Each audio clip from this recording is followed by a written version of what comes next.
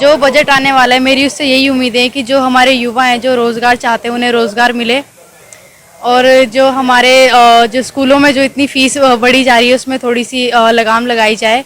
और अगर युवाओं को रोज़गार मिलेगा तो जो युवा हैं हमारे वो गलत दिशा में नहीं जाएंगे। इससे जो हमारा युवा है वो बहुत अच्छी सीख मिलेगी उनको आगे भी। नमस्ते, मेरा नाम मानसी है, मैं कलता ग्रुप की स्टूडेंट्स हूँ और हम ये डिमांड करते हैं, चाहते हैं कि जो बजट आने वाला है उससे मतलब जो युवा हैं उनको रोज़गार मिले, थोड़ा सा महंगाई कम हो। मार्केट में महंगाई बहुत ज़्यादा हो रही है, स्कूल्स की उनकी फ़ीस कम हो, प्राइवेट स्कूल्स की, और बच्चे हैं वो मतलब गलत तरफ ना जाए, नशे में ना जाए, गलत पंगों में ना पड़े, मतलब वो भी सही रहे। देखिए, बजट से हर बार यही उम्मीद रहती है कि बजट में हमेशा शिक्षा के सुधारों में शिक्षा के प्रति बजट बढ़ के आए ताकि शिक्षा में विकास विस्तार हो सके। चिकित्सा में जो चिकित्सा के काम है, जो डॉक्टरी के काम है, इनमें हमारा चिकित्सा बजट भी अच्छा हो ताकि लोगों को सही तरीके से सस्ता इलाज मिल सके। और उसके अलावा प्राइवेट स्कूलों की जो मनमानी चलती है, मनमानी फीस जो इनकी हर बार बढ़ाई जाती है, तो इन पर थोड़ा सा लगाम लगना चाहिए। बाकी मेरे हिसाब से हरियाणा सरकार जनता के प्रति ध्यान में रखते हुए सभी बातों को ध्यान में रखेगी और बजट इस बार जनता का बजट बनाएगी, जिसमें चिकित्सा और शिक्षा और इन सभी बातों का पूरा ध्यान रखा जाएगा। हाँ, रोजगार का भी ऐसा है कि अब जब रोजगार के अवसर बढ़ाए जाएं जिससे युवा जो हैं वो नशे को छोड़कर अपना रोजगार की तरफ बढ़े, और ऐसे उपाय अपनाए जाएं कि रोजगार के अवसर अपने आप ही बढ़ते रहे, कुछ नौकरियां बढ़े, कुछ बिजनेस बढ़े, कुछ लोगों का प्राइवेट अपना जो काम है, अपना बिजनेस धंधा जो करें लोग, वो अच्छे तरीके से कर पाए ताकि लोग नशे की तरफ से ना दो। ऐसा होना चाहिए जी, जो जिसमें कम से कम गरीब और मजबूर आदमी हैं उनका सही संतुलन होना चाहिए। इन गरीब आदमियों का संतुलन कम बैठता है, इसलिए गरीब आदमियों के हित में जो है संतुलन को बनाया जाए ताकि लोगों को रोजगार मिले, सुख का जीवन जिए। और इस सरकार से भारी उम्मीद है लोगों को, इसलिए जो ना लोगों ने नायब सैनी को अपना सीएम बनाया है। हम अपेक्षा करते हैं सरकार अब की और बजट के अंदर सबसे पहले व्यापारियों के लिए एक अलग से फायर ब्रिगेड का इंतजाम करे, क्योंकि भिवानी में पहले भी कई बार हादसे हो चुके हैं जिससे व्यापारियों को बहुत बड़ा नुकसान हुआ है। तो हमारी सबसे पहले कई बार मांग भी रही है और हम चाहते हैं इस बजट के अंदर सरकार कम से कम 2 फायर ब्रिगेड की गाड़ियां इंडस्ट्री एरिया भिवानी के अंदर स्थापित करे, जिससे भविष्य में हमें इस तरह की दुर्घटनाओं से बचाव हो सके। उसके अलावा आज व्यापारी के लिए एक अलग से एक टास्क फोर्स बनाई जाए, जिससे व्यापारी को किसी तरह की कोई भी चोरी डकैती या कोई हमला होता है उसके बारे में कोई दिक्कत आती है, उस टास्क फोर्स को तुरंत प्रभाव से उस पर एक्शन करे और एक्शन कर उस अपराध को, जघन्य अपराध को या सामान्य अपराध को पकड़े और व्यापारी की समस्या का समाधान करे।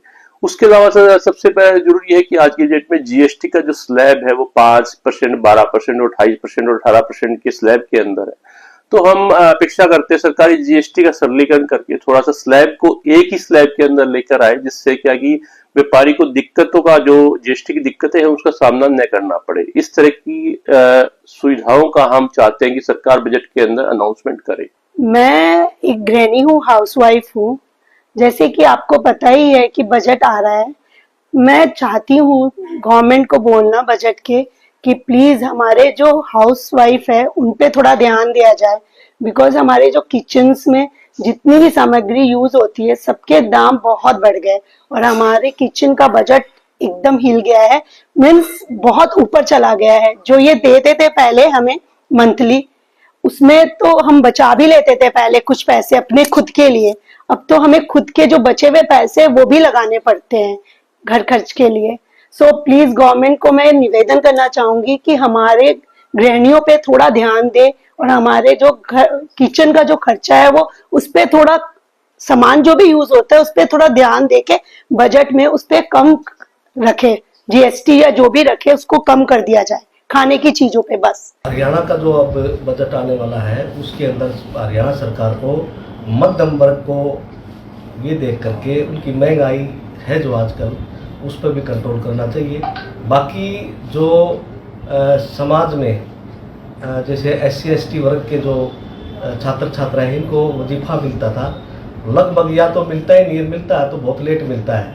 और ऐसी बच्चों को पहले सरकार किताब खरीदने के लिए लोन देती थी हर वर्ष, अब वो बिल्कुल बंद कर दिया। इसको पुनः चालू किया जाए ताकि बच्चा एडमिशन लेने के बाद अपना पाठ्यक्रम की किताबें खरीद सके और पढ़ाई को जारी रख सके। देखो जी, बजट में बहुत सी उम्मीदें होती हैं आम आदमी को।